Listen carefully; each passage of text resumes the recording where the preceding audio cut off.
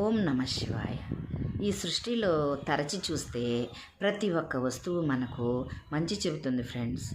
ఆకులు ఒకసారి అవి అనుకున్నవంట, మామిడాకు అన్నదంట, ప్రతి శుభకార్యంలో నేను తప్పనిసరి, నేను లేకపోతే ఏ శుభకార్యం జరగదు అని గర్వంగా.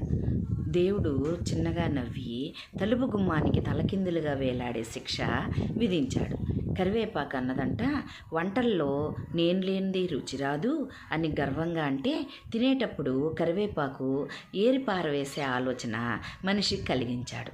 అరటి ఆకు అన్నదంట, భోజనం చేయడానికి నన్ను వాడతారు, నేను మీకంటే గొప్పవాడిని అని గర్వంగా. అరటి ఆకులో తిన్న తర్వాత దాని బతుకు చెత్తకుప్పలో పడేటట్లు చేశాడు. కాబట్టి అంత గర్వం ఎవరికి పనికిరాదు ఫ్రెండ్స్. మిగతా అది రెండవ వీడియోలో చూడండి.